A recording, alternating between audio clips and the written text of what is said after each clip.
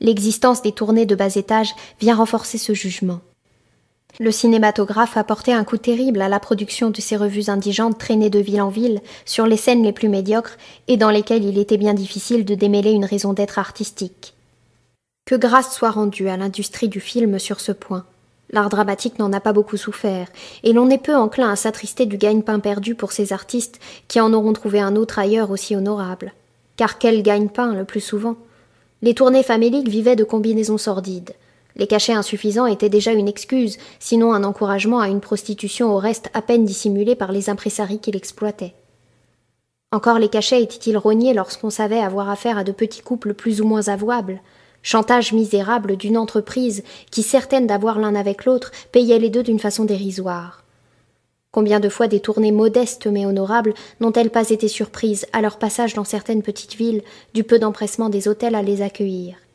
Elles héritaient de la lamentable réputation laissée par les prédécesseurs, et apprenaient quelque histoire de chambre louée par une artiste et transformée en dortoir par les camarades, puis en réfectoire, le lavabo muet en évier, les serviettes devenues torchons à vaisselle quand elles ne s'étaient pas évanouies avec le départ des voyageuses.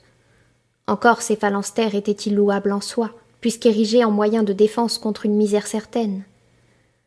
D'autres fois, c'était le souvenir de scènes effarouchables et de visites tapageuses dans les chambres de ces demoiselles. Ce n'était pas toujours et partout, mais souvent.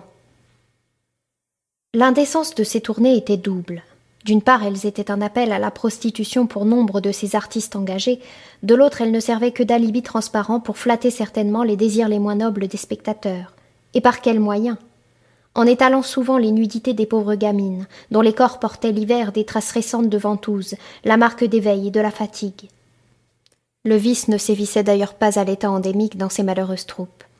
Il fallait sans doute beaucoup de volonté très méritoire à ces jeunes filles qui venaient aujourd'hui, à la visite de l'hôpital, se faire les piqûres nécessaires au lendemain d'une nuit de travail éreintante et avant de reprendre le train, poursuivant ainsi de ville en ville le traitement de leur maladie. Les éléments n'étaient pas tous corrompus. Il y en avait d'honnêtes, et d'autant plus louables en de semblables circonstances. Toutes les nuits n'étaient pas de débauche et les fatigues de la tournée étaient bien suffisantes. Mais enfin, les troupes de cet ordre existaient encore hier, avec leur tare profonde.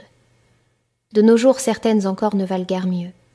Les autorités d'occupation toléraient il n'y a pas si longtemps des tournées dites de cabaret et de variété à l'usage des loisirs et du confort des militaires, exigeant seulement à leur départ des certificats médicaux attestant que les artistes ne présentaient aucun risque de maladie contagieuse. Les termes officiels du règlement étaient encore plus précis et ne laissaient aucun doute sur la nature du confort attendu. Sans doute s'agit-il, en la circonstance, d'activités éminemment parathéâtrales. Il est foncièrement injuste de faire peser sur une corporation honnête le discrédit qu'attire la conduite répréhensible de quelques brebis galeuses, d'éléments tarés dont on ne peut vraiment prétendre qu'ils sont des artistes dramatiques. Les productions de ces entreprises douteuses n'ont que des rapports lointains avec une forme quelconque, mais vraie, de l'art théâtral. Ou, si la forme y est en apparence, l'art en est absent. Il n'en est pas moins vrai que des tournées de cet ordre ont existé, où l'on spéculait sur des mobiles moralement attaquables de l'exhibition scénique et sur la prostitution effective des actrices. Elles étaient même en grand nombre il y a seulement une quinzaine d'années. Toute une partie de l'opinion publique a été pénétrée des réalités de ces exemples, et le fait demeure que l'on peut, à la première occasion, saisir le prétexte de spectacles pseudo-artistiques pour couvrir une prostitution déguisée. Sans doute n'est-il pas juste d'assimiler le comédien des tournées déshonorantes au serviteur vrai de l'art dramatique. Mais il ne l'est pas davantage de présenter celui-ci comme un apôtre sans défaillance, ignorant des formes théâtrales sur les fins desquelles flotte un doute prudent. Les grandes enquêtes sur l'acteur citent Molière, Rachel, Mounet-Sully. Les rôles choisis, pour exemple, sont ceux des monuments de la littérature. On parle d'Œdipe, d'Harpagon, de Phèdre. Mais les acteurs, au cours de leur existence, ne vivent pas cloîtrés dans les temples de Thalie et de Melpomène. Ils ne se posent pas seulement sur les sommets. Cet acteur de la comédie française a connu les spectacles légers des Beuglans. Cet autre, au répertoire classique, a vécu longtemps du music-hall. Il a délaissé les compositions des chefs-d'œuvre pour les bouffonneries des Folies Bergères. Tel grand artiste à la réputation inattaquable s'est montré à peu près totalement nu à ses débuts, dans l'opérette du roi Pozole. Encore une fois, il ne nous appartient pas ici de discuter de la valeur morale des différents genres. Au reste, on ne conteste pas le sérieux artistique d'une œuvre inspirée de Pierre Louis et traitée musicalement par M. Arthur Honegger. Les revues des Folies Bergères présentent aussi sous certains aspects des qualités artistiques que l'on ne cherche pas à nier. La clientèle particulière de ces promenoirs où l'on vend des cartes transparentes et autres objets suggestifs invite néanmoins à considérer avec quelque prudence les conséquences et les objets de ces spectacles. Les raisons franches de ces exhibitions de nus, dont la présentation est indiscutablement agréable à l'œil, semblent bien affranchies des seuls soucis du jeu et d'un idéal d'expression dramatique. Quoi qu'il en soit de ces manifestations théâtrales d'un ordre particulier, organisées honnêtement et sérieusement, il est certain que des artistes vrais, des comédiens de mérite, se prêtent à des représentations où règne un certain ton de libertinage, un appel voilé à la sexualité, qu'ils côtoient de simples mannequins sans prétention d'artistes, que les actrices réduisent leur art aux séductions réclamées des mannequins. Scandaleux pour certains, totalement indifférent à d'autres, cet état de choses, sans être véritablement blâmé par beaucoup, laisse imprécis le sentiment d'une existence amorale de l'acteur, prêt sans difficulté aux concessions dangereuses sur les terrains les plus glissants. L'idée d'une promiscuité préjudiciable aux bonnes mœurs intervient dans la conception que se fait le public de la vie d'artiste. Si la manécanterie des petits chanteurs à la croix de bois exige, lorsqu'elle paraît sur scène, que le programme soit tout entier convenable et qu'il n'y ait rien de nature à choquer sa vue, il n'en est assurément pas de même pour le comédien des Folies Bergères ou du Casino de Paris. Il frôle sans cesse des nus, et on peut le dire, le plus naturellement, le plus sainement du monde. La décence n'y paraît pas plus à l'épreuve qu'à la piscine consacrée par la mode. L'imagination des profanes brode pourtant sur la liberté des coulisses. Justifiée ou non, l'impression intervient dans le jugement définitif du public sur l'acteur. Indéniablement, les nécessités du voyage en commun avec les péripéties de la vie d'hôtel, l'insuffisance des loges d'artistes dans beaucoup de théâtres, créent une familiarité où la gêne d'une pudibonderie effarouchable disparaît. L'habitude et les exigences du jeu, aussi bien pendant les répétitions que pendant la représentation, confèrent une certaine liberté de geste, affranchissent d'une retenue, qu'une société guindée pourrait estimer bienséante. Cette liberté n'exclut pas la plus extrême correction. En vérité, l'intimité des coulisses est de bon ton, dégagée seulement de la raideur et des brimades qui paraissaient bien être pareillement de leur côté des préjugés dans notre société. Que dire alors de quelques habitudes de la vie mondaine parfaitement admises, des plages, des sorties de camping, des bals et des dancings? En soi, la promiscuité dénoncée n'intervient pas comme un facteur évident de démoralisation. Il n'y a lieu de la retenir que pour les prétextes qu'elle fournit accidentellement. Toute liberté offre le risque d'être abusivement exploitée. Les coulisses de ce théâtre d'opérette où circulent sans gêne et sans impudeur girls et mannequins n'offrent pas de spectacle inconvenant. La conduite y est décente. Mais que l'on y introduise un jeune homme non averti, frais et moulu de sa famille, il risque d'y ressentir un trouble qu'il ne connaît pas sur les bancs du lycée ou de la faculté. Dans le remue-ménage des studios de cinéma où évoluent artistes et figurantes de toute nature, dans cette intimité et cette liberté de tenue, de geste que nous disions, les occasions peuvent naître et les intrigues se nouer avec aisance, surtout pour qui cherche l'aventure. Si nous reprenons l'exemple de notre jeune homme égaré dans un milieu différent du sien, nous admettrons que des séductions s'offrent à lui, auxquelles il échapperait en préparant Saint-Cyr ou Polytechnique. La remarque nous oblige alors à penser aux jeunes comédiens, aux débutants, à la débutante à qui s'impose ce contact, subjugué déjà dans l'ardeur d'une nature enthousiaste par le meilleur et le pire d'une carrière qui exige le jeu des passions. Les parents contrariés par la vocation de leurs enfants redoutent précisément les risques de cette nature, mais ces derniers ne plaident pas vraiment pour la thèse de la prostitution de l'acteur, et il serait aisé d'opposer les dangers de quelques autres professions. De comparer par exemple l'atmosphère des coulisses à celle des salles de garde où fréquente l'étudiant en médecine. Quelle que soit cependant cette promiscuité et ses conséquences, nous en tenons la réalité pour ce qu'elle est, capable d'intervenir dans le jugement d'un certain public sur la vie privée de l'acteur. Aux yeux de tous, les tentations offertes sont grandes dans la vie théâtrale. Jean-Jacques Rousseau a souligné naturellement les effets désastreux que l'association du luxe et de la misère inévitable entre ces gens-là doit naturellement produire. Lettre à d'Alembert, œuvre complète, tome 3, page 155. C'est bien à une conséquence de ce genre que répond l'indignation vertueuse du révérend Père Gillet, peut-être outré dans sa généralité, mais de la réalité de laquelle il doit être tenu compte. Le public sait-il la condition des malheureuses artistes de nos théâtres subventionnés et autres, où leur conscience est mise à l'écran chaque fois qu'il s'agit pour elles de se procurer le costume qui leur permettra de paraître en scène et d'y tenir leur rôle? Sait-il que le talent n'est pour rien la plupart du temps dans le choix qu'on fait d'elles, et que c'est sur le compte de leur âme que les puissances d'argent ou les satrapes de la politique leur offrent de quoi se vêtir ou se dévêtir? Le credo des artistes, page 19. Les exemples ne manquent pas, heureusement, de débutantes, de jeunes artistes que la corruption n'a pas atteintes. Mais il y a des âmes faibles, des arrivistes et de la pauvreté, de la concurrence et des tentations. Malheureusement, dans l'intimité des coulisses, on n'ignore pas ces misérables histoires de couchage, et ce n'est hélas pas les excuser que de dire qu'elles ne sont pas du seul domaine du théâtre. La vérité nous oblige encore à dénoncer la tare affligeante des invertis. Dans nulle autre profession aussi nombreuse, semble-t-il. Constatation assez troublante si l'on considère que la corporation la plus accueillante à cette perversion, déjà suffisante selon le législateur romain pour justifier l'infamie, est précisément celle qu'un certain préjugé de mœurs veut tenir à l'écart. La fréquence actuelle des cas rencontrés au théâtre n'est-elle qu'un transitoire caractère d'époque?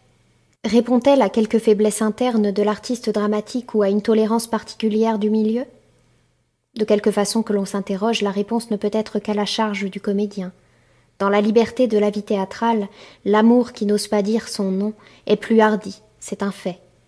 Les sous-entendus ironiques ou mordants des chansonniers et des journalistes, les protestations des spectateurs sincèrement indignés ne servent assurément pas la cause de l'honorabilité de l'acteur. Les séductions de la carrière toujours miroitantes aux yeux des foules, la facilité relative d'accès sur les planches que dénonce l'intrusion des femmes entretenues, laissent à supposer la présence parmi les comédiens d'éléments effectivement en marge. Du côté des femmes, nul doute à cet égard et il nous est inutile de revenir sur le refuge offert à la galanterie. Du côté des hommes, il n'est pas impossible de distinguer un type de déclassé, retenu dans une profession qui le nourrit mal, sans lui accorder la moindre satisfaction d'amour-propre, sans d'autre part qu'il témoigne d'une prédilection marquée pour son art. Le théâtre ne l'intéresse que pour les cachets de misère dont il a besoin pour ne pas mourir de faim, et son idéal se borne à ses considérations alimentaires.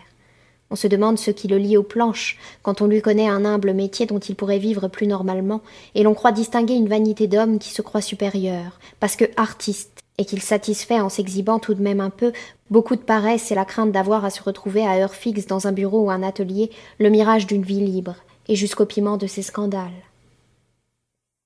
À dessein, nous le distinguons de celui qui n'a pas réussi, mais qui garde sa foi intacte, chez qui l'amour du théâtre survit aux blessures qu'il lui inflige. Lunier-Pot professait une affection sincère pour ces déshérités de la vie des planches, malgré leur exaspérante déformation, parce que leur attachement presque animal était pur. On comprend fort bien ceux qui abandonnent une situation plus belle et plus considérée pour l'ingrate carrière, lorsque la flamme brûle toujours sincère. Leur insuccès peut en faire des déclassés, mais pas au même titre que ces amateurs de coulisses, attirés seulement par les facilités d'une vie en marge et les relents de mauvais aloi de la vie théâtrale. La littérature a illustré d'autre part le type du fils de famille que l'aventure a poussé sur les planches comme le clin d'or de l'illusion comique, qui s'engage dans la troupe pour les beaux yeux d'une coquette, comme Wilhelm Meister. Les cas pittoresques, fréquents assurément aux époques héroïques du théâtre où le métier étant vraiment infamant, recueillait les hommes sortis on ne sait d'où, des êtres tarés, élevés dans les tripots, sont rares à présent. Si de nos jours les exceptions dans l'ordre de cette vocation particulière servent parfois le capricieux recrutement du monde bigarré des comédiens, il ne faut pas en exagérer l'importance. Le temps souvent opère la décantation nécessaire, et la profession maintient son niveau honorable. Sans être encombrée de telles acquisitions, elle en présente malgré tout des exemples et la société sanctionne le fait par une réserve fréquente. Au reste, cette existence hors des cadres habituels n'est-elle pas revendiquée par le comédien lui-même ? Il faut que le comédien soit en marge de l'humanité, ne pouvant pas être dans l'humanité, ou alors il cesse d'être un comédien, dit Lunier-Pot. Le saut du tremplin, page 42. C'est une opinion souvent soutenue dans le monde du théâtre, parallèlement à la critique de l'embourgeoisement de l'acteur. Le comédien réclame alors le droit d'être fou, de se brûler au feu des passions et des expériences personnelles, d'exalter sa sensibilité et sa générosité à tous les carrefours d'une existence pleine, riche et cahoteuse, fort éloignée de la paisible sagesse bourgeoise. Celui-là pense aujourd'hui, comme en 1789, l'auteur anonyme des plaintes et doléances de messieurs les comédiens français. Cahier supposé puisque les comédiens, sans état légal, ne pouvaient rédiger le leur. À l'idée d'une révision de la liberté des mœurs de théâtre, un argument prêté à madame Vestry retournait que c'était à une sorte de liberté plus étendue que celle dont jouissent les femmes en France qu'on était redevable des grands talents qui avaient paru sur le théâtre. qu'une femme occupée sans cesse à veiller sur son cœur et ses sens, à en réprimer tous les mouvements, éteindrait en elle ce feu sacré qui produit l'abandon et le délire des passions, sans lequel il est impossible de produire de grands effets au théâtre. L'Uniepo, le saut du tremplin. Dangereux programme en tout cas où les bornes d'une morale rigoureuse risquent à coup sûr d'être bousculées de temps en temps. Revendiquer pour l'acteur la nécessité des expériences personnelles, n'est-ce pas caractériser par un éloquent pluriel l'aspect amoral de son comportement dans l'orthodoxie admise ? S'il en est ainsi, la société n'est-elle pas amenée logiquement, malgré son désir de supprimer les barrières, malgré sa condamnation rationnelle du préjugé et en dépit des protestations d'honnêteté des comédiens vertueux du cercle catholique, du théâtre et autres œuvres, à jeter un certain discrédit sur la profession d'acteur, à la supposer entachée de tous les dangers et de toutes les tares qui sont le lot des dérèglements passionnels ? Avec quelque sincérité, nous avons parcouru le faisceau des réalités qui plaident contre le comédien, et dont à la rigueur on pourrait prendre parti pour aboutir au sentiment de sa prostitution. Il serait par trop simple de s'imaginer que ces quelques données traduisent d'une corruption, une dissolution des mœurs, irréfutable pour la plus grande et ineffaçable honte de l'acteur. Quelle profession n'a pas cet art ? La médecine a ses charlatans. Le monde des affaires ne brille guère par sa valeur morale. Les femmes entretenues ne sont pas l'exclusivité des troupes comiques. Les grandes administrations et les bureaux de l'industrie connaissent des scandales du même genre. Que dire des équilibres bourgeois, des honnêtes raisons sociales basées sur le compromis entre le mari et l'amant ? La petite employée protégée par son patron est un type aussi classique que l'ingénu poursuivi de l'assiduité de son directeur. La liberté et l'atmosphère des studios offrent des dangers. Et les dancings, les bars, les piscines, les distractions de la vie mondaine. Les séductions de la vie d'artiste sont troublantes pour le jeune apprenti. Et le bal des Quat'z' pour les futurs architectes. Le bal de l'internat pour les carabins. Toute la vie du quartier latin pour l'étudiant fraîchement débarqué de sa province et qui pour la première fois connaît avec l'indépendance la chambre sous les toits près de celle de la grisette. Les risques sont partout, les accidents aussi. Hélas, les plaies de la société ne sont pas belles à découvrir. Apparemment, les charges dont on accable le comédien ne semblent pas plus lourdes pour lui que pour les autres hommes. Elles ne sont pas suffisantes à elles seules pour faire un prostitué de l'ancien excommunié. Les réalités défavorables dont nous sommes tenus de faire état n'ont de valeur que pour autant qu'elles se prêtent à une interprétation d'où découle le préjugé. L'art et le métier de l'acteur souffrent fréquemment d'une déconsidération dans l'échelle des valeurs, dont les conséquences rejaillissent sur la réputation de sa vie privée. En apparence, qui dit déconsidération n'entend pas infamie, ni prostitution. Pourtant, de l'idée d'une déconsidération, on passe aisément au sentiment d'une action dégradante. Celui qui la commet, pour de l'argent, au mépris de sa dignité d'homme, se livre bien à une sorte de prostitution. On ne peut avoir confiance en l'homme qui joue la comédie à la ville comme à la scène. Sa déformation professionnelle affecte sa personnalité, atténue son sens de la dignité. Comment pourrait-on confier une charge publique à ce pantin, de Lobel ou d'Elmar, dont les défauts supposent une abdication totale de ce qui lui est propre ? Si quelque jour un mathématicien hanté dans sa jeunesse par le désir de devenir Einstein échoue comme professeur dans un modeste collège avec ses tics et ses manies de pédagogue, on garde pour l'homme toute son estime. On peut lui abandonner la conduite des affaires publiques. Pas un instant on ne sera effleuré par l'idée qu'il cherche à jouer un personnage, qu'il rêve, comme le Delmar de l'éducation sentimentale, de réduire une émeute en montrant seulement sa tête au peuple. On n'a pas confiance, au contraire, en celui-ci. On ne lui demande en tout et pour tout que de prêter l'ombre de sa personnalité et ses masques divers aux fantoches que nous réclamons pour notre plaisir, contre de l'argent. Ainsi fait-on, en somme, des prostituées. D'un jugement qui ravale l'acteur, on peut donc rejoindre la notion de sa prostitution. Un certain nombre de considérations sur l'intérêt de son art et de sa personne interviennent sans aucun doute dans l'estime qu'on a pour lui. Le public, en portant l'acteur au nu, est cause de très violentes réactions. Il flatte les idoles de la scène, mais la critique oppose acerbe, cinglante, un contagieux dédain pour les amuseurs dont le succès est exagéré en regard du mérite de l'acteur. Le luxe de l'acteur, écœurant près de la pauvreté du poète, inspire selon les cas l'ironie, le dégoût, la colère. Le comédien couché dans son carrosse jette de la boue au visage de Corneille qui est à pied. Des caractères, des jugements. En 2 lignes, La Bruyère stigmatise une désharmonie pénible de la société. Mais Octave Mirbeau invective.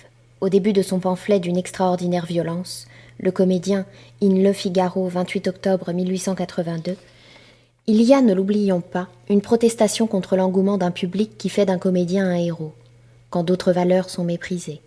Cependant, dit-il que nous marchandons, la récompense a de vrai courage et a de sublimes dévouements. Nous attachons la croix sur la poitrine de ce pitre. Alors qu'un artiste ou un écrivain met 20 ans de travail, de misère et de génie à sortir de la foule, lui, en un seul soir de grimace, a conquis la terre. Nous n'entreprendrons pas ici la critique de l'article de Mirbeau, excessif dans la forme et le fond, condamnant sans appel le comédien, être inférieur et réprouvé. Bien des acteurs répondraient que la célébrité sur les planches ne vient pas du jour au lendemain, qu'elle s'acquiert souvent au prix d'un dur travail et des sacrifices les plus chers. Si le contraste entre sa fortune et la misère du poète est un scandale, il n'est malheureusement qu'un spectacle d'un désordre général. L'industriel a fortune et distinctions honorifiques en accaparant les découvertes du savant, oublié dans son laboratoire. L'homme de lettres, adulé et mondain, pille sans vergogne dans les travaux de l'obscur érudit de l'université. Peut-on tenir rigueur de ces injustices aux comédiens ? Il n'en est pas moins vrai que la conscience s'insurge devant la fortune des fabricants de musique pour café-concert quand de très grands talents sont dans la détresse, et la raison s'avoue en déroute en présence des effarants cachets des vedettes de l'écran lorsqu'il y a tant de misère, tant de mérite sans récompense. L'idole garde son surprenant prestige. Elle n'encourt pas moins, cependant, à côté des critiques directes, un blâme secret. Les dissertations autour de l'art de l'acteur et de son éminente portée intellectuelle ou sociale tournent bien vite au cours lorsque l'on considère le théâtre sous l'angle unique de la distraction du public. Instruire le peuple, lui donner un luxe de l'esprit, contribuer à l'embellissement de la condition humaine, toute formule assez déplacée sur les lèvres des bénéficiaires des scandaleuses fortunes. Ces dernières ne sont généralement pas acquises en poursuivant les seules fins d'un apostolat de l'art. Les plus honnêtes, même inconsciemment par le seul fait que la production théâtrale est tributaire de ses contingences matérielles, n'ont pas été sans faire quelques concessions au public, qui demande à s'amuser d'abord. Le sentiment que le théâtre est une distraction, comme telle, par conséquent, activité moins sérieuse, moins utile dans la société, se traduit par l'impôt du droit des pauvres. Il semblait licite, autrefois, de prélever une taxe sur les jeux de la scène, qui se justifiait ainsi dans la société par des actes en quelque sorte de charité. La façon du procédé est demeurée, bien que la manière de voir ait changé. Les spectateurs supportent encore des charges particulières que les autres industries de luxe ignorent. Les comédiens, par conséquent, sont avant tout des amuseurs, ni plus ni moins, et bien souvent on les traite comme tels. Le boulanger fait le pain, le professeur dispense l'instruction, le soldat défend le territoire, et le comédien fait rire ou pleurer tout ce monde-là le soir après le travail et lorsqu'il en a envie. Pour une bonne partie de l'opinion, le crédit que l'on peut accorder à l'artiste dramatique ne dépasse pas celui de l'amuseur. De plus, fréquemment, le comédien n'inspire pas confiance. Nous avons souvent obtenu cette réponse lorsque nous demandions pourquoi l'acteur ne serait pas bienvenu à la Chambre des députés. Certes, l'appréciation n'est pas générale. Encore nous faut-il reconnaître que beaucoup de ceux qui exprimaient leur défiance à l'égard du comédien nourrissaient le même sentiment, ou à peu près, pour le député lui-même, dont ils assimilaient assez aisément le talent à celui de l'acteur. Mais très souvent aussi chez les autres qui, en toute justice, se seraient offensés de limiter les droits de l'artiste dramatique et de lui interdire une activité politique, il nous a été possible de discerner des traces de cette défiance. De quelle nature est-elle ?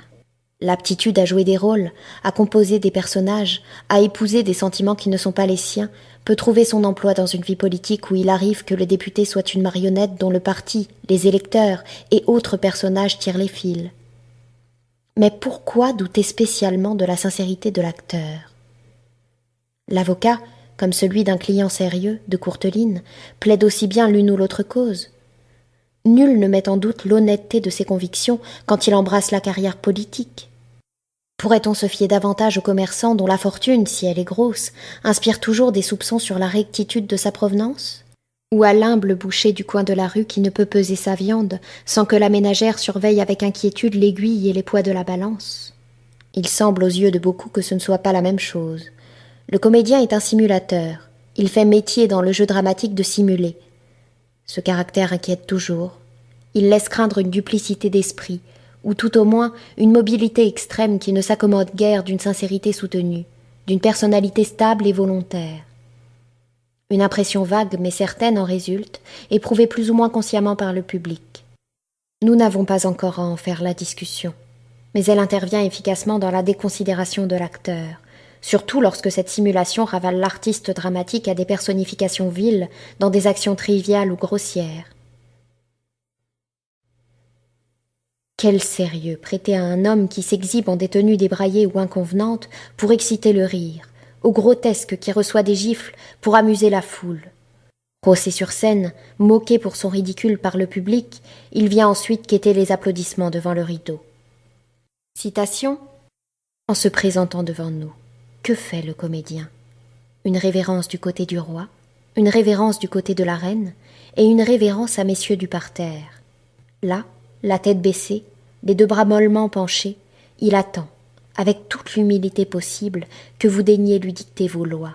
Un tel homme est-il votre égal ? Non, très certainement. Pensez-vous que l'individu qui est obligé de faire ces trois révérences et de venir, au premier caprice du public, s'humilier à ce point, soit bien fondé à prétendre aux droits du citoyen ? L'homme aux trois révérences, où le comédien remis à sa place étrenne ces messieurs, pour l'année 1790, par un neveu de l'abbé Maury. C.F. Jacques Hérisset, Le monde des théâtres pendant la Révolution, page 37. On s'enthousiasme devant la grandeur du sacrifice de Paillasse, obligé de chanter pour réjouir le public alors qu'il a le cœur en deuil. Mais l'admiration ne va pas sans se mêler d'une nuance de commisération pour l'homme qu'accable un pareil esclavage. On plaint sincèrement l'acteur qui joue quand sa mère est à l'agonie. Mais ces grimaces pour faire rire ont en effet quelque chose d'affligeant. L'exigence du public en de semblables circonstances, qui, parce qu'il a payé, contraint un homme à des contorsions comiques pendant l'agonie d'un être cher, lui impose, au regard de certains, une besogne servile et dégradante. C'est le sentiment de Mirbeau, pour qui le comédien a déshonoré la maladie, la vieillesse, la souffrance, en taisant pour les ridiculiser ces sentiments nobles. Ce sacrifice de l'acteur aux nécessités les plus tristes du métier fait même partie de ce que l'on requiert de lui. Il y a quelques années, nous avons pu lire la protestation indignée d'un spectateur qui s'estimait frustré parce que l'un des acteurs retenus au chevet de sa mère mourante avait cru pouvoir se dispenser de venir au théâtre. Il s'agissait d'un petit acte simplement destiné à corser un spectacle de ballet dans l'un de nos grands théâtres nationaux. Ce spectateur était scandalisé par ce qui lui paraissait la preuve la plus flagrante d'une absence de probité professionnelle.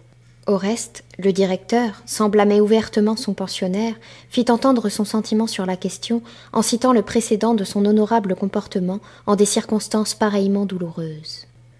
Le chirurgien, le général, peuvent avoir à exercer leur métier alors qu'une grande peine ou un deuil les afflige.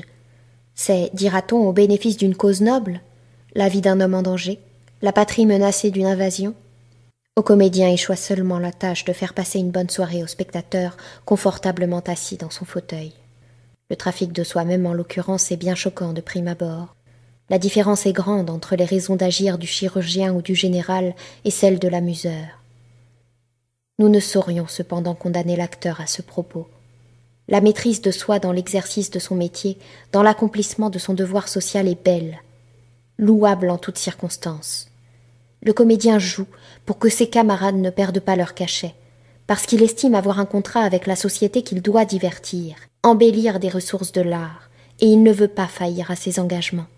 Le dernier effort pour jouer de Molière, pour surmonter les dernières atteintes de son mal sur les planches, en plein jeu, demeure l'exemple et le symbole des hautes vertus professionnelles de l'acteur. Tout cela est vrai. Mais peut-on toujours empêcher qu'un sentiment de gêne ne se mêle à ceux de pitié et d'admiration ?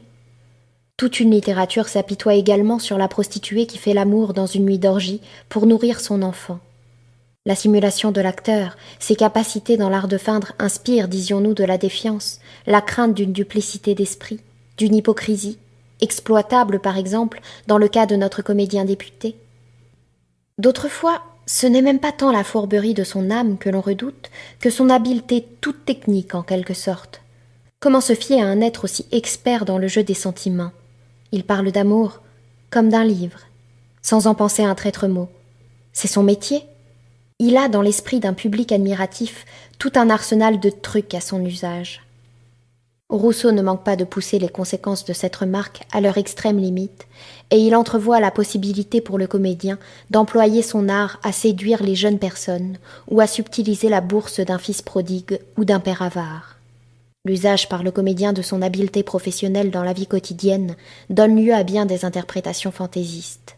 Il suffit cependant de reconnaître quelques réalités dans l'utilisation des expériences scéniques, un arrière-plan de réminiscence souvent constaté chez l'acteur, dont on lui fait un fréquent reproche, pour l'entacher d'une légère déconsidération.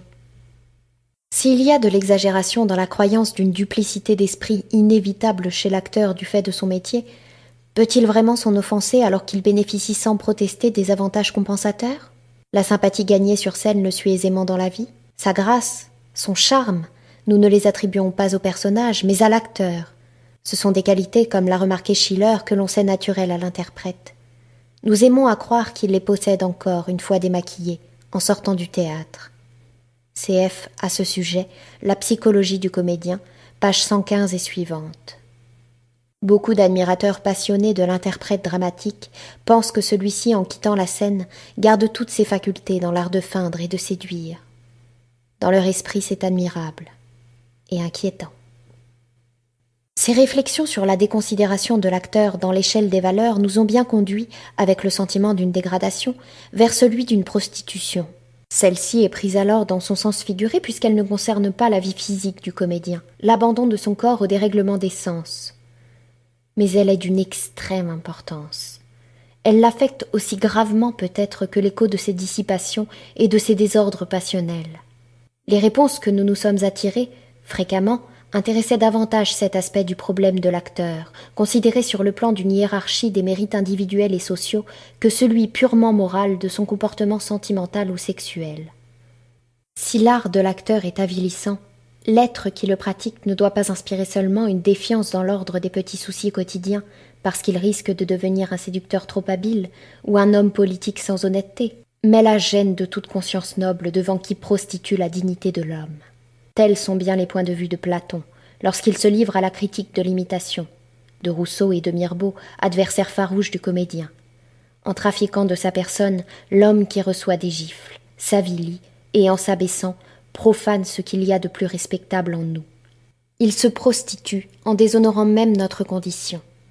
Sans aller aussi loin que ces contenteurs dont nous discuterons la thèse par la suite, retenons pour l'instant que les défiances, les réserves, les impressions de malaise relevées en présence des tristesses du métier trahissent bien quelques traces de cette prostitution de fait. D'autres caractères des nécessités de la vie des planches plaident également pour une prostitution effective de l'acteur. Une définition simple du dictionnaire fait de la prostitution un métier qui consiste à livrer son corps au plaisir du public pour de l'argent. La formule voile avec pudeur la nature des plaisirs dont il s'agit, et l'on aurait mauvaise grâce par conséquent à l'appliquer sans réserve et en jouant sur les mots à la profession du théâtre. Les termes de la définition valent cependant d'être examinés sous l'angle particulier qui nous intéresse. Lorsque Jean-Jacques Rousseau interroge dans la lettre à d'Alembert « Qu'est-ce que la profession du comédien ?», il répond aussitôt « Un métier par lequel il se donne en représentation pour de l'argent. Se soumet à l'ignominie et aux affronts qu'on achète le droit de lui faire et met publiquement sa personne en vente.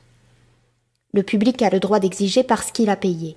Il sanctionne ce droit en applaudissant en guise de remerciement s'il lui plaît, en sifflant s'il estime que le comédien ne remplit pas les conditions du marché. Il semble que l'on ne puisse faire payer ce qui s'attache à la sincérité du sentiment, à une conviction du cœur ou de l'esprit.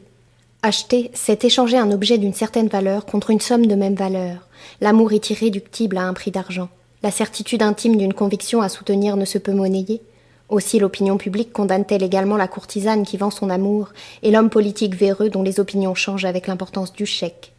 De là à déconsidérer ou à suspecter quiconque reçoit de l'argent et dont on voudrait croire que les sentiments sont indifférents à ces considérations matérielles. Bien plus, le fait même de défendre certaines idées ou certains sentiments pour un salaire limite la liberté de celui qui accepte pareil marché. La déconsidération du député ne vient parfois pas d'autre chose.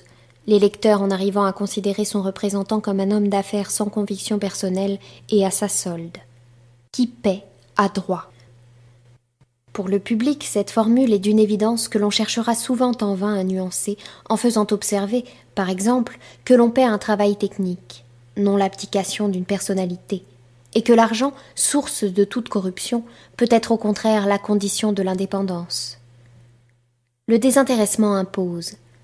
La rémunération la plus fondée semble libérer des devoirs de la reconnaissance. Ainsi, de plus en plus en certaines régions, la profession médicale perd son prestige. Les histoires de dichotomie répandues dans le public et qu'il appelle tout bonnement des ristournes aggravent encore le cas, et le médecin n'est plus qu'un technicien comme les autres quand il était une autorité morale. Le spectateur achète le droit de rire ou de pleurer, selon son goût, au spectacle des grimaces et des sentiments de l'acteur. De ses grimaces, à lui, sans aucun doute. De ses sentiments, jouer. Peut-être, mais alors jouer en dépit des siens, à la honte des siens. Si par exemple il fait le pitre pendant que son père meurt, jouer, ce qui l'excuse, puisque sa joie représentée n'interdit pas le deuil de son cœur, mais alors simuler, ce qui exclut sa sincérité dans l'expression de ses états d'âmes intimes. Tout cela parce qu'il est payé. Les réactions instinctives du public tournent autour de ces considérations. Chez les Grecs, l'État payait les frais des spectacles. L'acteur, véritable prêtre du culte, ne recevait point son salaire du public. Le comédien n'était pas déconsidéré. À Rome, le législateur condamnait ceux qui paraissaient dans le cirque ou sur la scène pour de l'argent. Le comédien était infâme. L'interprète des Atelanes, celui qui ne se louait pas, gardant intacte son honorabilité. Au temps des mystères et des moralités, quand bourgeois, clercs et notables paraissaient sur l'échafaud des parvis, nul discrédit ne s'attachait à l'acteur bénévole. Mais dès l'apparition des troupes comiques, les amuseurs de profession s'attirèrent le mépris que le désintéressé porte aux salariés. Si le comédien se livre au public pour de l'argent, peut-on dire qu'il fasse métier de son corps ? L'étude de sa psychologie nous éclaire sans aucun doute sur l'ambiguïté de son art, où la fiction s'exprime par une présence réelle, la convention par une personnalité vraie. Le comédien se sert de son corps, comme instrument, en virtuose, et comme matière, il sculpte sa propre substance. Il se montre corps et âme. Cette âme, tout ce qui précède, volontairement accablant pour l'acteur, tend à montrer qu'il la prostitue. Mais le corps... Manifestement, on ne peut conclure à une assimilation entre les professions de la courtisane et de l'actrice, à la poursuite de fins artistiques et dont le corps n'est jamais souillé. Et cependant, jamais souillé, diront les moralistes austères, que du regard des spectateurs. Si la comédienne ne se livre pas à la concupiscence, elle se prête à un jeu qui souvent l'éveille. Tous les artifices de sa beauté, de son charme sont mis en œuvre pour exciter des sentiments ou des pensées qui concourent sans doute à l'impression artistique cherchée, mais ne sont certainement pas en eux-mêmes d'une inspiration aussi élevée. Cette prééminence du corps, l'importance accordée à l'expression sensible des passions par des êtres beaux qui se proposent eux-mêmes à l'admiration, ce culte en quelque sorte de vertu toute païenne, effarouche une morale stricte et ascétique. Le psychologue, sans souci de moraliser, doit reconnaître un érotisme dans la contemplation du spectateur, souvent exploité systématiquement dans des formes théâtrales déchues, mais utilisé dans les manifestations les plus relevées de l'art dramatique. Le cinématographe a lancé la formule du sex-appeal. Elle se passe de commentaires. On utilise tous les jours cette qualité, anesthétique sans doute, des interprètes, mais de première importance. Du point de vue qui nous intéresse, et qui n'est pas de juger des mérites respectifs des arts du théâtre et de l'écran, il nous suffit de remarquer que le monde des acteurs comprend l'ensemble des artistes dramatiques. Les interprètes des chefs-d'œuvre de la comédie française fréquentent les studios comme les autres. Au surplus, quand on dit avec Madame Dussan que le parterre doit être un peu amoureux de la coquette, lorsque l'on rappelle comment l'actrice, emportée par le flux passionnel de certains vers de Phèdre, retrouve, restitue le rythme, le halètement même des gestes d'amour pour l'imposer à une foule sensibilisée par l'émotion, n'entend-on pas que la comédienne donne beaucoup alors de ce que la pudeur de son sexe garderait en toute autre occasion pour l'intimité ? Les auteurs, les metteurs en scène ne sont pas des proxénètes, et choisissent cependant parmi les interprètes, lorsque le rôle l'exige, celles qui présentent ou peuvent exprimer les qualités d'un attrait qu'il nous faut bien qualifier proprement de sexuel.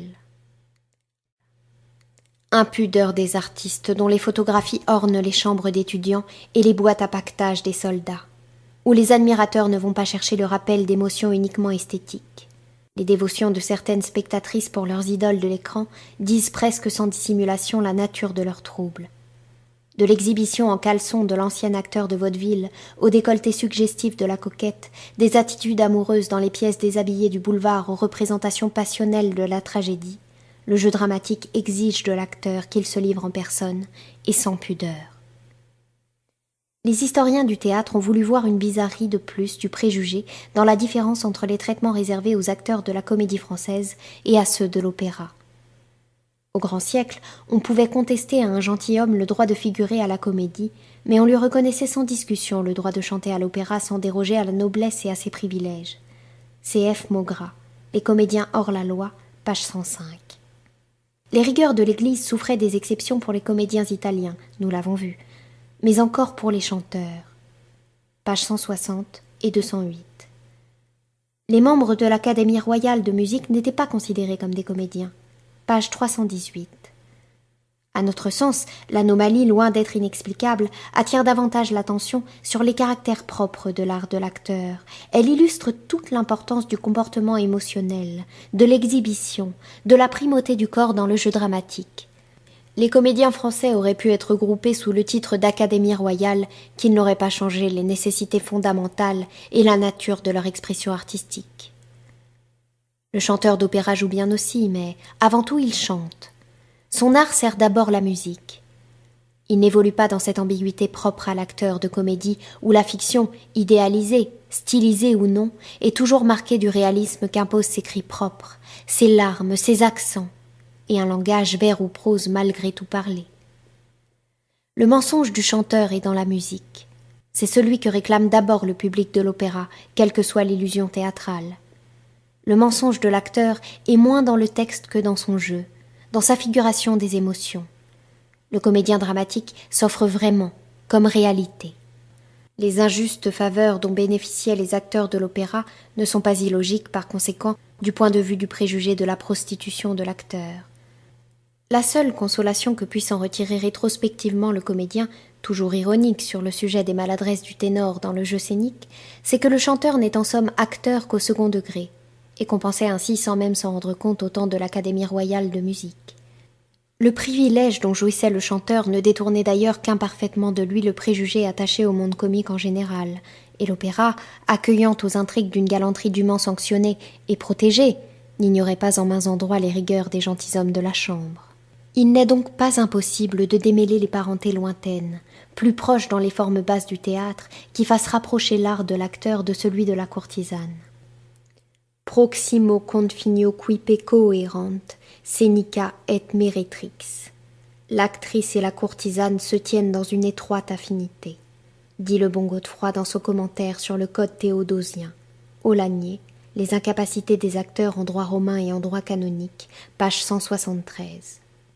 Surtout lorsqu'il n'y a qu'un pas de la galanterie à la prostitution, et que l'on assimile parfaitement d'autre part l'art de l'actrice à celui de la fille galante, les deux utilisant les mêmes qualités, les mêmes ressources de charme, d'émotion, de séduction dans le jeu de l'amour, sentiment qui ne va d'ailleurs pas à l'encontre des expériences personnelles et de la liberté des mœurs revendiquées par l'acteur pour le développement d'une sensibilité riche de 1000 observations. Tel était par exemple le point de vue soutenu par de Bernis. Il répond certainement à une opinion assez généralisée, autrefois comme aujourd'hui. Cette douce sensibilité ou cette disposition du cœur à recevoir toutes les impressions tendres, cet attrait puissant d'un sexe vers l'autre qui fait naître nos liaisons et notre attachement réciproque, annonce une âme extrêmement souple. Or, plus les objets ont de prise sur nous, plus l'âme, pour ainsi dire, est près des sens, plus elle transpire, plus il me semble qu'elle doit être active et délicate. Si les maximes du monde nous font quelquefois envisager autrement cette agréable habitude, il faut la considérer du moins dans les filles de théâtre comme un nouveau talent presque inséparable des autres et qui sert souvent à les perfectionner. Telle est l'idée que l'expérience nous force en quelque façon d'en avoir, surtout par rapport au théâtre lyrique. Le génie des peuples se ressent toujours des influences de leur climat ou des qualités de l'air qu'ils respirent, et les mœurs s'en prennent l'empreinte. Tel est le pays voluptueux que nous décrivons. Le goût du plaisir, la dissipation, l'artifice, la légèreté, le caprice font comme le fond du tempérament et le génie national par rapport aux filles de l'opéra. De Bernis, Cardinal, Point de vue de l'opéra, pages 27 et 28. Si l'on ajoute aux précieuses qualités énumérées par notre auteur celles qui les accompagnent de soi, le culte du corps, l'attrait du luxe, l'amour de l'argent, il y a tout lieu de craindre que le séduisant commerce des cœurs ne conduise du libertinage le plus bénin à la prostitution la plus réelle. Ces explications sont loin d'être dénuées de valeur si, nous souvenant de nos constatations sur l'intrusion des femmes entretenues dans le monde du théâtre, nous cherchons à saisir les raisons de l'attrait des planches pour la prostituée. Souvent encore en Chine, les actrices sont issues des classes de prostituées. C.F. Chao Cheng-chi, le théâtre chinois d'aujourd'hui. Dans tous les pays, il existe de ces troupes qui déshonorent leur profession et qui, visiblement, sont le refuge d'une prostitution déguisée. Elle prend ce masque dans les établissements de revue du dernier ordre, dans les cabarets où le tour de chant terminé, l'artiste va s'asseoir à la table du client, le pourcentage sur la consommation n'étant pas le seul de ses revenus. Il s'agit évidemment des basses classes de la profession, mais les plus relevées ne sont pas exemptes de la contamination. Sans aucun doute, le sentiment d'une analogie entre l'art de l'actrice et celui de la fille galante, exprimé dans les termes de Bernis, n'est pas indifférent à ces étranges vocations. Le métier attire par le goût du plaisir, la dissipation, le caprice. Le talent qu'on y exige est celui de bien jouer l'amour. Ne faut-il pas le connaître pour le jouer ? Qui saurait mieux le jouer que celle qui en fait métier ? C'est le même mensonge, la même simulation, la même impudeur. La courtisane veut plaire, l'actrice aussi. Sarah Bernard, pour qui l'art dramatique est essentiellement féminin, Mémoire, tome 2, page 133, a bien noté la prédominance dans le métier de l'acteur de ce désir de plaire, d'attirer les regards, de farder sa figure, petits travers souvent reprochés aux femmes et qui deviennent normaux sur la scène. De plus, la prostituée vit du commerce de son corps en vendant sourires et baisers. La comédienne fait de même. Nous ne reviendrons pas sur ce caractère déjà noté, si ce n'est pour observer que l'assimilation de ces deux activités se fera très facilement dans l'esprit d'une prostituée peu encline à établir des différenciations de valeur. La comédienne se montre, elle se fait admirer et applaudir. C'est très séduisant, évidemment, pour qui s'intéresse davantage à l'éclat du métier qu'à ses exigences sévères ou à ses fins supérieures. Le travail des planches est récompensé par des louanges, des hommages. Il n'en faut pas plus pour attirer une créature habituée à sa cour de complimenteurs, et sa loge fleurie de gerbes tapageuses prendra le plus facilement du monde le parfum de son alcôve. Même genre de métier, même genre de vie dans cette profession ignorante du guindé, libre de préjugés par tradition et par nécessité. L'attrait des planches se double de la facilité d'accès dans la profession, ce qui ne veut pas dire d'accès sur les planches. Car combien se disent artistes dramatiques qui ne paraissent pratiquement jamais sur scène que par accident, mais qui fréquentent par contre les loges et les coulisses, les générales, les cafés d'acteurs. La séduction subie par la fille galante est au reste souvent suivie d'une déception au contact des réalités du métier et des exigences de l'art. On devine bien que l'idéal recherché est de profiter des avantages sans pâtir des inconvénients, c'est-à-dire de se faire admettre dans une société plaisante pour s'y faire louer, pour s'y amuser, non pour y travailler modestement. Les vocations disparaissent avec les difficultés, et nous songeons à des cas très précis de jeunes femmes entretenues pour qui l'aventure manquait en fin de compte d'agrément. Casées par des amants pour qui, sans doute, les mérites très particuliers de leur maîtresse devaient être synonymes du génie dramatique, elles auraient volontiers cédé la place à de modestes débutantes en chômage. En d'autres cas, les joies et les avantages sont suffisants pour ne pas décevoir l'attente de ces jeunes personnes en mal d'une adoration spectaculaire. Elles s'incorporent, durablement ou non, au personnel du théâtre, suffisamment pour justifier les protestations des tenants du dévergondage des comédiens. L'affinité entre la comédienne et la courtisane, sévèrement dénoncée autrefois par les législateurs et les théologiens, se fortifie de ces exemples. Elle ne semble pas uniquement s'appuyer sur des considérations morales, mais reposer mutatis mutandis sur de concrètes réalités psychologiques. À l'idée du jeu dramatique s'attache encore un certain nombre de sentiments qui plaident pour la prostitution de l'interprète. Dans Le Feu, Gabriel d'Annunzio fait s'adresser ainsi la fausse Carina à Stelio.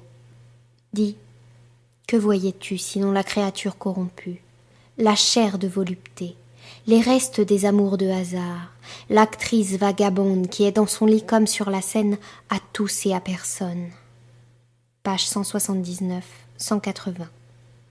Observation extrêmement intéressante en ce qu'elle situe la possession ou l'impression de posséder du public. L'acteur se donne, selon son expression. À qui? À toute la salle. Chacun prend sa part du plaisir, dispensé à tous et à personne, car ce n'est qu'un mensonge. La simulation hypocrite des vraies passions dont il est capable. La comédienne, sans pudeur, a montré la séduction de ses charmes, de ses baisers. Elle a livré le secret de son âme dans les accents douloureux de sa passion, et grâce à l'illusion théâtrale, le spectateur s'en est ému. Mais le rideau tombe, et il se retrouve dans la foule de ceux qui, comme lui, ont pris un instant pour eux la confidence des frémissements intimes de cette femme. Il comprend maintenant qu'elle ne s'est pas offerte vraiment, ni à lui ni aux autres. Le comédien semble dire « Prenez, prenez tous. Voici mon cœur, voici mes larmes. Voilà comment j'aime, je pleure, j'implore. Cherchez, fouillez. Mes sentiments sont à vous pour votre joie, votre plaisir, et chacun de vous qui a payé ce soir peut en jouir. Tout le monde prend pareillement, et personne n'emporte vraiment que ses mirages. Impression qui n'est pas sans appel. Une réalité subsiste. A thing of beauty is a joy forever. Mais foncièrement justifiée par la chute de l'illusion, le caractère collectif de l'émotion dramatique, la nature de la réalité théâtrale, propre en tout cas à suggérer l'image de la prostituée à tous et à personne. L'impudeur est réelle, appréciée différemment selon les cas et les individus. Des spectateurs se choquent, ou d'autres ne ressentent nulle gêne. C'est ainsi que l'usage du travesti soulève des réactions variées, et l'on comprendra facilement le sentiment du religieux à cet égard, si l'on se souvient qu'un des chefs d'accusation qui menèrent Jeanne d'Arc au bûcher fut qu'elle portait l'habit d'homme, et d'homme dissolu. La majorité du public répondra aujourd'hui que le port du travesti, rare d'ailleurs, est question de tact, mais éprouvera facilement quelque malaise à la vue d'un homme contrefaisant une femme. Encore ne parlons-nous pas des spectacles légers où le travesti sert des gentillesses équivoques. C'est de toute façon jouer avec les manifestations de la sexualité, et de semblables jeux rejoignent sans peine ceux de la prostitution. On se perdrait à chercher ainsi par le menu les accidents possibles ou les caractères subtils qui acheminent vers l'idée d'une prostitution de l'acteur. Quelques-unes de ces raisons si lourdes dans la conception de l'infamie de l'acteur relèvent immédiatement de la compréhension que l'on a du jeu de l'acteur et de ses modes d'adhésion au personnage. Compréhension qui peut bien contenir une part de vérité, comme aussi elle peut être facilement erronée, puisque les opérations psychologiques en cause sont fort délicates, mal connues des intéressés eux-mêmes et réputées parfois impénétrables pour le profane. Quoi qu'il en soit, vraie ou fausse, elle intervient dans le jugement porté sur l'acteur. On dira en vain que le troisième couteau du mélodrame fameux était au demeurant le meilleur homme du monde. On ne peut faire que le public de cette époque où l'illusion théâtrale conservait toute sa force n'ait attendu le traître à la sortie pour le conspuer. Le spectateur garde aisément l'impression que l'acteur est à la ville ce qu'il est à la scène. Hors des planches, le Don Juan sera donc un séducteur, la dame aux camélias une courtisane, la Célimène une coquette. On voit quels emplois périlleux offre le théâtre, redoutables pour la vertu des interprètes, surtout si l'on admet une sensibilité à fleur de peau irritée par le jeu, comme fait cette définition de la comédienne. C'est une sensitive dont les nerfs malades et vibrants s'affinent, s'exaspèrent à l'excès, au contact de son art qu'elle mélange avec sa vie, à tel point qu'elle en arrive presque à les confondre.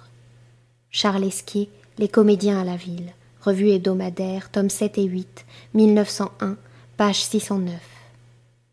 Il ne s'agit plus seulement d'une habileté technique dont le comédien malhonnête peut se servir, comme le redoutait Jean-Jacques Rousseau, d'une duplicité d'esprit inséparable de son art, mais d'une véritable contamination de l'âme de l'artiste par la vie fictive que lui impose le jeu, de la substitution à la sienne de la personnalité du personnage, souvent taré, perverti, que l'acteur traîne ensuite avec lui.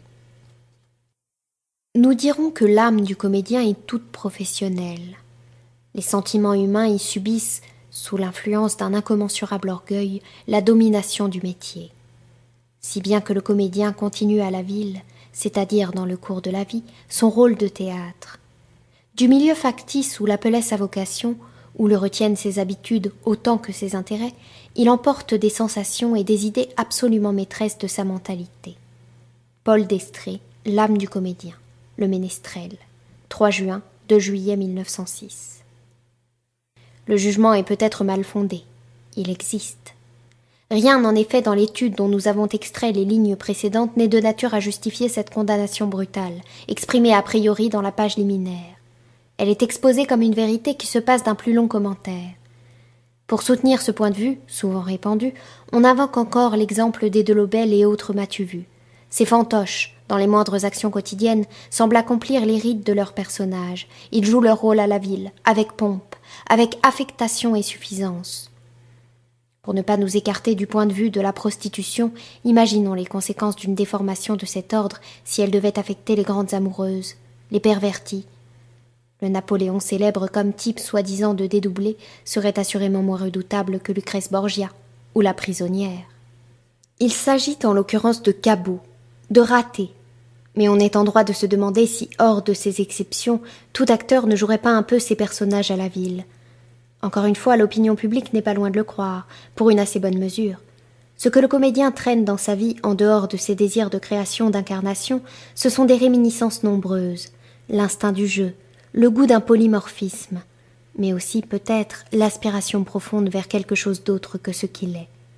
Une conception de soi-même que l'exercice du métier peut, sur les planches, lui donner l'occasion d'approcher, mais qui toujours est en lui.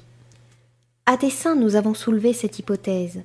Déjà, elle nous écarte du banal examen des sentiments répandus qui inclinent vers une déconsidération de l'acteur, de la constatation pure et simple des états de fait qui plaident pour sa prostitution. Toutes les raisons bonnes ou mauvaises, qu'elles émanent du simple bon sens devant les réalités d'expérience, ou qu'elles soient la conséquence d'une interprétation plus ou moins consciente des exigences de l'art de l'acteur, se réfèrent implicitement à l'essence psychologique de l'acteur, et à la nature profonde du jeu. Tel jugement purement moral en apparence n'est que la conséquence d'une réalité psychologique soupçonnée lorsqu'elle n'est pas perçue. Groupons ces raisons recueillies à bâtons rompus et nous les verrons se serrer autour de quelques caractères bien précis de la psychologie et de l'art du comédien.